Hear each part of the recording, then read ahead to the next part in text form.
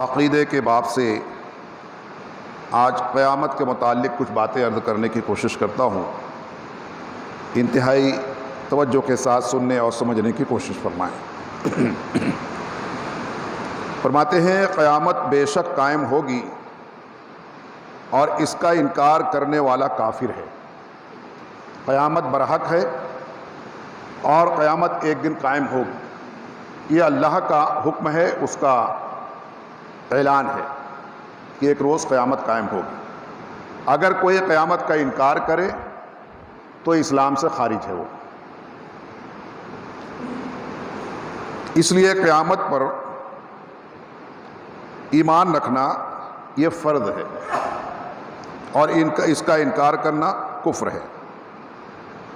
عقیدہ: حضور سید المرسلین صلی اللہ علیہ وسلم نے قیامت کے متعلق جتنی خبریں دی ہیں، مثلا مغرب سے سورج کا طلوع ہونا، نبی علیہ السلام نے، جیسا کہ آپ احادیث پاک سنتے رہتے ہیں کہ جبریل امین علیہ الصلوۃ والتسلیم نبی علیہ السلام کی بارگاہ میں حاضر ہوئے اور چند ایک سوالات انہوں نے پوچھا، جیسے کہ انہوں نے پوچھا مل ایمان یا رسول اللہ، ایمان کیا ہے؟ مل اسلام یا رسول اللہ، اسلام کیا ہے؟ مل احسان یا رسول اللہ، احسان کیا ہے؟ اس کے بعد پھر انہوں نے پوچھا کہ اور مجھے قیامت کے بارے میں بتائیے۔ تو نبی علیہ السلام نے فرمایا کہ قیامت کے متعلق جو سائل جانتا ہے مسئول بھی وہی جانتا ہے، یعنی جو پوچھنے والا جانتا ہے میں بھی وہی جانتا ہوں۔ مگر چونکہ جبریل امین کا بھی یہ عقیدہ تھا اور یقین تھا کہ نہیں، میں تو ان کے علم کے سامنے میرا علم کچھ بھی نہیں ہے، اور ان کے آنے اور پوچھنے کا مقصد کچھ اور تھا، جیسا کہ بہت پہلے آپ نے یہ روایت سماعت فرمائی تھی، میں نے عرض کیا تھا کہ ان کا مقصد صرف یہ تھا کہ جو حاضرین ہیں وہ جواب کو سن کر کے وہ ان کے علم میں اضافہ ہو جائے اور جان لیں کہ ایمان کیا ہے، اسلام کیا ہے، احسان کیا ہے اور قیامت کب قائم ہوگی۔ جب جبریل امین نے عرض کیا کہ قیامت کب قائم ہوگی یا رسول اللہ علیہ السلام، تو نبی علیہ السلام نے فرمایا کہ یہ پوچھنے والے کے اتنا ہی بتانے والا بھی جانتا ہے، کیونکہ بہت سے کئی ایک موقع پر نبی علیہ السلام نے پوچھنے والوں سے یہ کہا کہ بہت زیادہ سوال مت کیا کرو، بلکہ باتوں کو خوب غور سے سن لیا کرو۔ اگر میں کسی چیز کو کہہ دوں گا کہ نہیں تو نہیں ہو جائے گا، اگر میں کسی چیز کو کہہ دوں گا ہاں تو ہاں ہو جائے گا۔ جیسے کہ ایک مرتبہ نبی علیہ السلام نے ارشاد فرمایا کہ جو صاحب استطاعت ہیں، اللہ کا حکم ہے، جو صاحب مال ہیں اور اتنی حیثیت رکھتے ہیں کہ وہ اپنے گھر سے مکہ معظمہ کا سفر کر سکتے ہیں، جا سکتے ہیں اور آ سکتے ہیں، اتنا مال ہے ان کے پاس، تو ان پر حج فرض ہے، صاحب استطاعت پر حج فرض ہے۔ تو نبی علیہ السلام نے جب یہ فرمایا تو صحابہ کرام میں سے کچھ لوگوں نے پوچھا کیا مالداروں پر ہر سال حج فرض ہے؟ یعنی کیا زندگی بھر اگر مالدار رہے گا کوئی آدمی تو کیا ہر سال حج کرنا فرض ہے؟ یہ سوال کیا صحابہ کرام نے۔ تو نبی علیہ السلام نے خاموشی اختیار کی، تو انہوں نے پلٹ کر پھر پوچھا یا رسول اللہ علیہ السلام کیا ہر سال حج فرض رہے گا مالداروں پر؟ پھر خاموش رہے آپ۔ انہوں نے تیسری مرتبہ جب پوچھا یہ سوال کیا ہر سال حج فرض رہے گا مالداروں پر، دولت مندوں پر، تب نبی علیہ السلام نے فرمایا کہ بہت زیادہ سوال کرنے سے بچا کرو۔ اگر میں کہہ دوں گا کہ ہاں ہر سال فرض رہے گا تو ہر سال فرض ہو جائے گا۔ اب اس میں نبی کا اختیار بھی سمجھ میں آ گیا کہ صحابہ کرام نے جو اتنا پوچھا تو اس میں ایک بات یہ آئی کہ اللہ نے تو قرآن میں حکم دے دیا کہ جو صاحب استطاعت ہیں ان پر حج فرض ہے، یہ نہیں فرمایا کہ ہر سال فرض ہے، کہ زندگی میں ایک مرتبہ فرض ہے، کہ 10 سال میں ایک مرتبہ فرض ہے، یہ نہیں فرمایا۔ اب یہ اختیار آقا علیہ السلام کو ہے، اور آقا علیہ السلام نے اس حدیث پاک میں کہہ بھی دیا کہ بہت زیادہ سوال مت کیا کرو، اگر میں کسی چیز کو نہ کہہ دوں گا تو وہ نہ ہو جائے گا، اور ہاں کہہ دوں گا تو ہاں ہو جائے گا، اگر میں کسی چیز کو 10 بار کہہ دوں گا تو 10 بار ہو جائے گا۔ تو اس روایت پر آپ نے فرمایا کہ اگر میں کہہ دوں گا کہ ہاں ہر سال فرض ہے تو ہر سال فرض ہو جائے گا، اس لیے بہت زیادہ سوال مت کیا کرو۔ تو یہاں جبریل امین نے جب پوچھا تو آقا علیہ السلام نے فرمایا، تو جبریل امین نے عرض کیا اچھا مجھے کچھ قیامت کی نشانیاں ہی بتا دیجیے۔ کچھ قیامت کی نشانیاں ہی بتا دیجیے، قیامت کب آئے گی۔ اگر یہ من و عن مجھ کو یہ دن اور تاریخ نہیں بتا رہے ہیں تو کچھ نشانیاں ہی بتا دیجئے کہ آنے سے پہلے کیا کیا نشانیاں ظاہر ہوں گی۔ تو نبی علیہ السلام نے کچھ باتیں فرمائی، مثلاً آقا علیہ السلام نے فرمایا کہ سورج مغرب سے طلوع ہوگا، مغرب سے نکلے گا۔ روزانہ سورج کہاں سے نکلتا ہے؟ مشرق سے، یعنی ہمارے ہاں پورب سے۔ قیامت، قرب قیامت میں سورج جو ہے پچھم سے نکلے گا، مغرب سے نکلے گا۔ یہ نبی علیہ السلام نے فرمایا قیامت کی نشانیوں میں سے ایک بڑی نشانی یہ ہے۔ اور پھر اس کے بعد توبہ قبول نہیں ہوگی۔ جب مغرب سے سورج جس دن نکل آیا تو بس قیامت کا دن آ گیا۔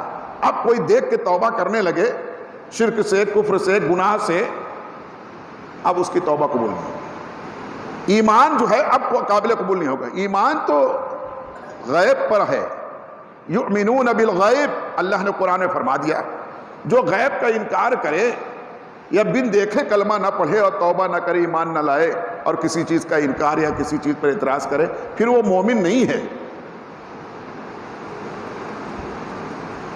تو اس وقت توبہ کا دروازہ بھی بند ہو جائے گا۔ یہ آقا علیہ السلام فرمایا کہ جب یہ طلوع کرے گا، مغرب سے سورج طلوع ہوگا، نکلے گا، توبہ کا دروازہ بند ہو جائے گا۔ یہ بھی فرمایا بس توبہ کا دروازہ جب ہی بند ہو جائے گا۔ دجال اور دابت الارض کا نمودار ہونا، قیامت سے پہلے قرب قیامت میں دجال نکلے گا۔ یوں تو دجال فرمایا حدیث پاک میں آتا ہے 30 دجال نکلیں گے، 30 دجال، جھوٹے نبوت کا دعویٰ کرنے والے، کذب بیانی کرنے والے، اپنے آپ کو نبی کہنے والے 30 نکلیں گے، جس میں سے بہت سارے آ چکے اور باقی ہوں آئیں گے۔ 30 کہا نبی علیہ السلام، تو 30 نکلیں گے۔ یہ سب سے بڑا کانا دجال جس کو کہتے ہیں، وہ ایک دم قرب قیامت میں نکلے گا، قیامت کے قریب۔ قیامت کے دن نہیں نکلے گا، قیامت سے کم 40 برس پہلے آئے گا۔ یہ جاننا بھی ضروری ہے، نہیں تو لوگ سوچے قیامت کے دن آئے گا۔ قیامت کے دن نہیں، وہ کم سے کم 40 برس پہلے۔ انشاءاللہ میں اس کی وضاحت اور کرنا چاہوں گا کوئی دن۔ تو یہ اتنا پہلے آئے گا، کانا دجال کا ظاہر ہونا، اور حضرت عیسیٰ علیہ السلام کا آسمان سے اترنا۔ حضرت عیسیٰ علیہ السلام کو اللہ تعالیٰ نے زندہ اٹھا لیا ہے، جب ان کے جو ہے تو مخالفین آپ علیہ السلام کو سولی دینے کی بات کرنے لگے کہ ان کو پھانسی دے دو، تو انہوں نے جو ہے تو اور ان کی لوگ تلاش کرنے لگے، تو ایک شخص جو ان کے ساتھ رہتا تھا، ہر دور میں اس طرح کے لوگ پائے گئے، ساتھ میں رہ کر کے منافقت کرتے رہے۔ ایک شخص جو ان کے بالکل ساتھ رہتا تھا اور ہو بہو انہی کے جیسا عمل و کردار اور لباس سب رہتا تھا، اس کا چہرہ وہ رہا، جس نے چغل خوری کی تھی کہ فلاں جگہ ہیں۔ لوگ وہاں پہنچے تو عیسیٰ علیہ السلام کو تو اللہ تعالیٰ نے اٹھا لیا آسمانوں پر، وہی شخص مل گیا۔ تو غصے میں تھے، لوگوں نے سوچا یہی ہے، وہ بولا نہیں میں نہیں ہوں، عیسیٰ میں نہیں ہوں علیہ السلام، لیکن کہہ رہے نہیں یہی ہے، جھوٹ بول رہا ہے بچنے کے لیے۔ اسی کو سولی دے دیا، اسی کو لٹکا دیا، اور اس پر لوگ یہ کہہ رہے ہیں کہ ہم نے عیسیٰ کو علیہ السلام کو سولی دے دیا، حالانکہ وہ اس عیسیٰ علیہ السلام کے ہم شکل کو بہروپیے کو دیے تھے۔ حقیقت یہ ہے۔ تو قرب قیامت میں اللہ تعالیٰ دوبارہ عیسیٰ علیہ السلام کو روئے زمین پر پھر نازل فرمائے گا۔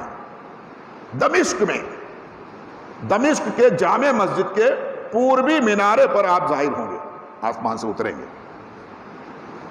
اس وقت وہاں اس جامع مسجد میں حضرت امام مہدی رضی اللہ تعالیٰ عنہ وہاں پر امامت کرتے رہیں گے، اس مسجد میں امام رہیں گے حضرت امام مہدی۔ جب عیسیٰ علیہ السلام نازل ہوں گے اس مسجد کے پوربی مینارے پر، جب آپ ظاہر ہوں گے، چمکیں گے، تو ان کی خوشبو پھیلے گی، خوشبو لوگوں کو ظاہر ہو جائے گی، تو لوگ دیکھیں گے، پھر ان کو اس پر سے اتاریں گے۔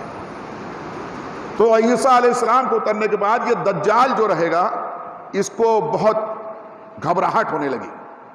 روایتوں میں آتا ہے کہ جیسے پانی پڑنے سے نمک پگھلنے لگتا ہے، ایسے یہ پگھلنا شروع ہو تو بھاگے گا وہاں سے، ورنہ یہ اتنے عروج پر رہیں گے، اتنا یہ کہ یہ کہیں گے کہ ہم نے سب کو قتل کر دیا، یہاں تک کہ آسمان والے فرشتوں کو بھی ہم نے قتل کر دیا، اور یوں تیر مارتے رہیں گے آسمان کی طرف۔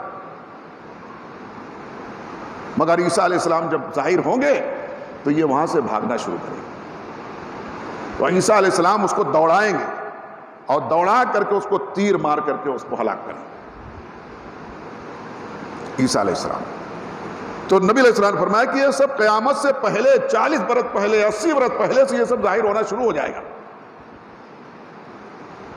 تو عیسیٰ علیہ السلام کا آسمان سے اترنا، یہ آقا علیہ السلام صحابہ کرام کے سامنے جبریل امین کے پوچھنے پر بتا رہے ہیں سب، یہ نہیں کہ یہ کوئی مولانا صاحب نے پوچھا وہاں سے، یہ حدیث پاک ہے، اس کا یہاں پر یہ خلاصہ لکھا ہے، میں عرض کر رہا ہوں۔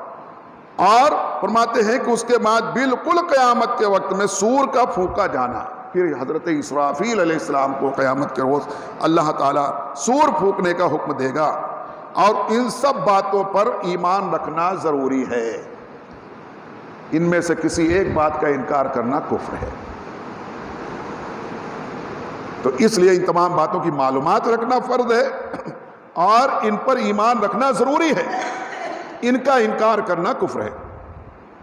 تمام اہل سنت و جماعت کا عقیدہ ہے کہ عیسیٰ علیہ السلام قیامت کے نزدیک دنیا میں تشریف لائیں گے اور دجال کو قتل کریں گے۔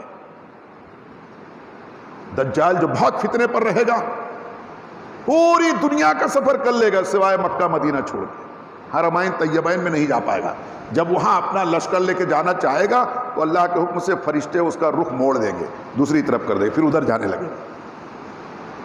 یہ دو جگہ پر مکہ اور مدینے میں نہیں جا سکے گا دجال، اور اس کا بھی بیان آئے گا تو اس میں اور اس کو آپ خلاصے سے سمجھائیں گے کہ دجال کیا ہے اور اس کے ساتھ کیا ہوگا۔ قیامت کے دن ہر شخص کو اس کا نامہ اعمال اس کے ہاتھ میں دیا جائے گا۔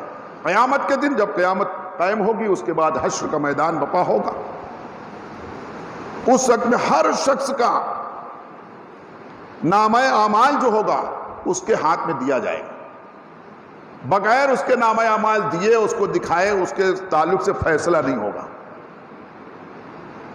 جس نے جو کیا ہے اس کی پوری کتاب، پورا لیکھا جوکھا سب اللہ کے پاس موجود ہے، اور قیامت کے دن ہر بندے کا اس کا کیا ہوا اس کے سامنے پیش کر دیا، یہ لے پکڑ تیرا یہ تو نے یہ کیا۔ اب کس طریقے سے دیا جائے گا؟ فرماتے ہیں کہ نیکوکاروں کو داہنے ہاتھ میں دیا جائے گا، نیک لوگوں کو اس کا نامہ اعمال داہنے ہاتھ میں دیا جائے گا، اور برے لوگوں کو، بدوں کو اس کے بائیں ہاتھ میں دیا جائے گا۔ اللہ تعالی ہم سب کو داہنے ہاتھ میں ملنا نصیب فرمائے۔ یہ بھی بڑی سعادت مندی کی بات ہے، یہی فیصلہ ہی ہے، جس کو داہنے ہاتھ میں مل گیا اہل محشر سمجھ جائیں گے کہ یہ پاس، یہ کامیاب ہو گیا۔ تو برے لوگوں کو بائیں ہاتھ پہ دیا جائے گا، اور کافر کو، یہ تو مسلمانوں میں اچھے اور برے ہو گئے، اب جو شرے سے کافر ہیں، مشرک ہیں، ان کو کیسے دیا جائے گا؟ فرماتے ہیں کافر کا سینہ توڑ کر کے بایاں ہاتھ اس کے پشت کی طرف نکالا جائے گا، یوں پیچھے نکلے گا، سینہ توڑ کے بایاں ہاتھ اندر کر دیا جائے گا، اور پھر پیچھے اس کو نامہ اعمال دیا جائے گا۔ اس کو دیکھتے ساتھ لوگ سمجھے یہ کافر ہے، یہ دنیا میں اس نے کفر کیا، ایمان نہیں لایا، یا بظاہر ایمان مالا تھا لیکن کفر کر بیٹھا تھا، توبہ کیے بغیر مر گیا۔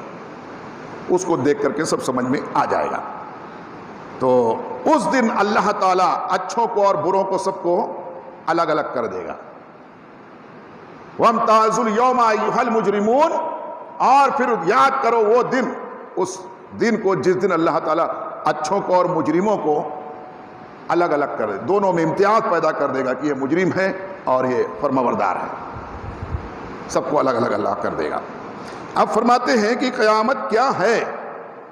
فرماتے ہیں کبھی تو سور پھونکنے کو قیامت کہا جاتا ہے، جب سور پھونکا جائے گا قیامت برپا ہو جائے گی، قائم ہو جائے گی۔ یعنی کچھ روایتوں سے اور کتابوں میں یہ لکھا ہے کہ سور پھونکے جانے کو قیامت کا دن وہی ہوگا جس دن سور پھونکا جائے گا۔ مگر بعض نے موت سے لے کر دخول جنت تک سارے عرصے کو قیامت سے تعبیر کیا ہے۔ بعض علماء نے، محدثین نے، یہ موت سے لے کر جو ہے تو جنت میں داخل ہو جانے تک جتنا عرصہ ہے سب کو قیامت ہی کہہ دیا ہے. یہاں موت ہوئی، وہاں اس کا حساب کتاب، سوال جواب شروع، قبر میں عذاب اور ثواب جو بھی ہے شروع. اب اس کے لیے وہ قیامت ہی ہے. اس عالم سے اس عالم میں گیا، عالم برزخ میں، بلکہ روح نکالی گئی. اب اس کا سارا عقل پن سب ختم. اب وہ میت ہو گیا سیدھا، اب کچھ حرکت نہیں کر سکتا. اب اس پر کوئی گرم پانی ڈال دے تو، ٹھنڈا پانی ڈال دے تو، ہلا جلا کے نہلائے یا بہت آرام سے نہلائے دھلائے، اب اس کا کوئی زور و بس نہیں چلے گا. اس لیے فرمایا کہ اس کے لیے یہیں سے قیامت شروع ہو گئی. مصیبت کا دن اس کا شروع. اور جو اچھے لوگ رہیں گے ان کے لیے عافیت کا دن شروع. آج دنیا میں اچھے لوگوں کو کون پوچھتا ہے؟ اور ابھی اس سے بھی اور بدتر دن آنے والے ہیں. آج حالات کیا ہیں؟ جو سب سے برا بدماش آدمی ہوگا وہ گاؤں کا چودھری رہے گا. سب سے بدماش کریمنل آدمی جو ہوگا، مجرمانہ زندگی گزارنے والا، جھوٹ بولنے والا، گالیاں بکنے والا، لڑائی جھگڑے کرنے والا، وہی آدمی کارپوریٹر بنے گا، وہی ایم ایل اے بنے گا، ویسے ہی لوگ ایم پی بنے گے. اچھے شریف آدمی کو کوئی کہہ دے ارے ان کا کام نہیں ہے یہ سب، یعنی خود یہ سمجھ بھی رہا ہے کہ یہ کام بہت گناہ والا ہے، یہ اچھے آدمی یہ کام نہیں ہے. نہیں، مولانا کو بول دو ادھر نہ آئے. یعنی وہ اس کو تسلیم کر رہے ہیں بلفظ دیگر یہ کام بہت برا ہے. سیاست کا کام، دنیا داری کا کام، یہ اور کارپوریٹر بننا، M P M L A بننا، یہ سب بہت برا کام ہے، یہ اچھے لوگ کا کام نہیں ہے. آپ جائیے، آپ یہاں مت رکیے. بھئی تو تم کیا بروں میں اپنا نام لکھا رہے ہو؟ جانتے ہوئے تم کیوں اس میں اپنا رہے ہو؟ بہرکیف عرض یہ کر رہا تھا کہ اچھے لوگوں کی جو دنیا میں پریشان ہیں، جن کو لوگ گنتی میں نہیں لے رہے ہیں، یہ ان کے مرتے ساتھ، انتقال ہوتے ساتھ ان کے لیے جنت شروع. جنت شروع. ان کی روح کو نکالنے کے لیے ہی اچھے فرشتے ملک الموت کے ساتھ آئیں گے، خوشبو لے کر کے آئیں گے، بڑا نرم پاکیزہ بسترا لے کر کے آئیں گے روح کو لے جانے کے لیے. اور جہاں تک دیکھے گا سب رحمت کے فرشتے ہی دکھیں گے. کون؟ اچھے لوگ. انشاءاللہ ہم سب جتنے یہاں موجود ہیں یہ سب انشاءاللہ اچھے لوگوں میں شامل ہیں. انشاءاللہ جو کہہ رہا ہوں میں یہاں کھڑے ہو کر محراب پاس، اس کو آپ یقین رکھو. یہ آج کے پرفتن دور میں کہ لوگوں کو سلام کرنے کی فرصت نہیں ہے، یوں ہی چلتے چلتے یوں السلام علیکم واسلام، یعنی صحیح سے السلام علیکم کہنے کی فرصت نہیں ہے، نہ تو وعلیکم السلام جواب دینے کی فرصت ہے. السلام علیکم واسلام، یہ دور چلا ہے. تو ایسے وقت میں ہم آپ نے اتنا اگر فرصت نکال لیا ہے، یہ انشاءاللہ جنت میں لے جانے والا عمل ہے. یہ گناہوں کا کفارہ ہو جائے گی. یہ مجلس حدیث پاک میں خود آتا ہے کہ ایک اچھی نیک مجلس جو ہے 2 لاکھ بری مجلسوں کا کفارہ بن جاتی ہے. معمولی بات ہے، کس کو فرصت ہے آج؟ تو ایسے لوگ انشاءاللہ جب انتقال تو ہونا ہی ہے، موت تو برحق ہے. جس دن ہمارا آپ کا انتقال ہوگا انشاءاللہ اسی دن سے ہمارا جنت کا معاملہ شروع. کیونکہ حدیث شریف میں آیا ہے قیامت جب ہوگی تب ہوگی، حشر جب بپا ہوگا تب ہوگا، یوم حساب قائم ہوگا، حساب کتاب ہوگا تب ہوگا. مگر نیکوکاروں کے لیے فرمایا کہ وہ قبر جو ہے جنت کے باغوں میں سے ایک باغ ہے، اور بروں کے لیے وہ قبر جو ہے جہنم کے گڑھوں میں سے ایک گڑھا ہے. عذاب ہی عذاب اس کو ہوگا، اور نیکوکاروں کو ثواب ہی ثواب، رحمت ہی رحمت ہوگا. بس تیاری کرنے کی ضرورت ہے، قبر سے گھبرانے کی ضرورت ہے، کیونکہ بھاگنے کا کوئی راستہ نہیں ہے نا. جب وہاں سے کوئی بھاگ نہیں سکتا تو بہتر یہ ہے کہ تیاری کر کے چلو. پھر عقل مندی یہی ہے کہ اس کے لیے جب بھاگنے کا راہ فرار نہیں ہے تو اس کے لیے انتظام کر لو پہلے ہی سے. تو فرمایا قبر جو ہے وہ یا تو جہنم کے گڑھوں میں سے ایک گڑھا ہے اور یا تو جنت کے باغوں میں سے ایک باغ ہے. اللہ کرے ہم سب کی قبر باغ جنت بن جائے اور ہمیں ویسے ہی عمل کی اللہ توفیق دے. عرض یہ کر رہا تھا کہ کچھ محدثین نے، علماء نے جو ہے تو موت سے لے کر صبح قیامت تک کے لیے سارے وقفے کو اس کو قیامت سے تعبیر دیا ہے. حقیقت میں اگر دیکھا جائے تو روزانہ انسانوں پر ایسے حالات گزرتے ہیں، لوگ پھر بھی قیامت کے حالات سے بے خبر ہیں. حقیقت میں دیکھا جائے فرما رہے ہیں تو روزانہ ایسے حالات ہم پر گزرتے ہیں، روز کچھ نہ کچھ ایسے حالات. ابھی آج کل دیکھو کتنے حالات خراب ہو گئے ہیں پوری دنیا میں حالات خراب کر دینے کی کوشش کی جا رہی ہے، ہو رہے ہیں. اور یہ سب ان کی غیروں کی گھبراہٹ ہے. ہر ملک پریشان ہے، مسلمانوں سے ڈرا ہوا ہے. جتنے کفار ممالک ہیں سب مسلمانوں سے سہمے ہوئے ہیں کہ ان کو بڑھنے نہ دو کسی طریقے سے. اگر ان کی آبادی اور بڑھی تو ہم جینے کے حقدار نہیں رہ جائیں گے، جی نہیں پائیں گے. کیوں؟ اس کی وجہ ہے کسی محلے میں پولیس آ جائے، ابھی کسی بھی محلے میں 4 پولیس 2 پولیس آ جائے تو نیک آدمی اچھا آدمی تھوڑی وہ اپنا کام دھندا کرتا رہے، وہ تھوڑی اس کے پیچھے لگے گا، ڈرے گا، پوچھے گا کیوں آئی ہے، کہاں آئی ہے، کس کو پوچھ رہے، وہ اپنا کام میں لگا رہا ہے. مگر جو برے لوگ ہیں، جو 2 نمبر کرنے والے ہیں، جو شراب پینے بیچنے والے ہیں، جو زنا کرنے والے ہیں، جو سود بیاج کا دھندا کرنے والے ہیں، جو چوری چماری کرنے والے ہیں، کہتے ٹورنٹ والے آ جاتے 2 نمبر والے، جلدی سے یہ کیا کرو، وائر نکالو، اسٹارٹر گراؤ، یہ کرو، جلدی سے لائن چینج کرو، کہاں آئے ہیں، کس کے گھر میں آئے ہیں. تو جو چور ہیں، بدماش ہیں، بے ایمان ہیں، جھوٹے ہیں، مکار ہیں، 2 نمبری ہیں، زانی ہیں، شرابی ہیں، وہ سب ڈرتے ہیں پولیس آنے کے بعد. ایسے ہی دنیا میں جتنے بھی بت پرست ہیں، مشرک ہیں، سود بیاج کا دھندا اعلانیہ کرنے والے ہیں، زنا کرنے والے ہیں، شراب بیچنے بنانے والے ہیں، چوری چماری کے طریقے سے 2 نمبر یہ کر کے بے ایمانی اس کا مال غصب کر کے غریبوں کا خون چوس کر کے مال جمع کرنے والے جو ہیں، یہ سب ڈرتے ہیں کہ اگر اسلام آ گیا، اسلامی حکومت آ گئی تو پھر ہمارا کچھ نہیں چلے گا.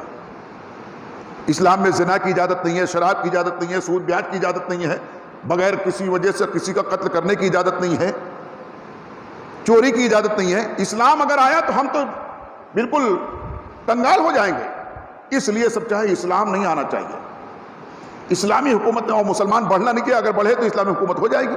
اس لیے سب ڈرے ہوئے ہیں. میں پہلے بھی عرض کرتا ہے، ابھی بھی کہتا ہوں آپ لوگوں سے بھی تھوڑی سی 2 منٹ میں، کہ آج ہماری اکثریت بے عمل ہے، خالی نام کے مسلمان ہیں. جب صرف نام کے مسلمان ہیں تو لوگ اتنا خوف زدہ ہیں، دہشت زدہ ہیں، ڈر رہے ہیں. جس دن کام کے مسلمان ہو جائیں گے تو خود بخود یوں چابی دے دیں گے، خود بخود حکومت دے دیں گے. ضرورت یہ ہے کہ ہم ان باتوں کو لوگوں تک پہنچائیں اور بڑے اچھے، بڑے صدومت کے ساتھ، حکمت کے ساتھ، اور لوگوں کو زیادہ سے زیادہ مسجد میں لانے کی کوشش کریں. جو مسجد میں آنے لگ گیا، نماز کا پابند ہو گیا، انشاءاللہ اس کے دماغ کے دریچے اس کے کھل جائیں گے. پھر اس کو اچھی باتیں سمجھ میں آنے لگے گی، اچھی باتیں اچھی لگنے لگے گی. یہ کوشش کریں. وہ لاک ڈاؤن کھلے گا، وہ ہوگا، یہ ہوگا، تب نہیں، وہ سب انتظار نہ کریں. یہ تو مسلمانوں کی عادت بگاڑنے کے لیے سب کر رہے ہیں، ورنہ تمام کھل گیا، سب کھل گیا، خالی مسجد ہی بند رہے گی. یہ مسلمانوں کی عادت کو بگاڑنے کے لیے مسجد کو بھول جائیں، اور کئی لوگ بھول گئے ہیں. ایسا تو ہماری ذمہ داری ہم کو کرنا چاہیے. اسلام آیا ہے پوری دنیا میں پھیلنے کے لیے، ذمہ داری ہماری ہے کہ پوری دنیا میں اس کو پھیلائیں، اور وہ پھیلے گا. ابھی وہ کام باقی ہے. اگر پوری دنیا میں اسلام نہیں پھیلے گا تو نبی علیہ السلام سید الانبیاء علیہ السلام کے بعثت کا مقصد پورا نہیں ہوگا. پوری دنیا میں اسلام کو پھیلنا ہے، چاہے ہمارے وقت میں پھیلے یا ہمارے جو ہے تو اعلی اولاد کے وقت میں پھیلے. اسلام غالب ہونے کے لیے ہے، اور یہ غالب ہوگا، ایک دن آئے گا. تو میرے کے بات یہ چلی گئی. دوسری کل میں باقی باتیں عرض کروں گا. اللہ تعالی ہم تمام مسلمانوں کو ان عقائد کی باتوں کو سن کر کے اپنے ایمان و عقیدے کو پختہ اور پکا کرنے کی توفیق عطا فرمائے.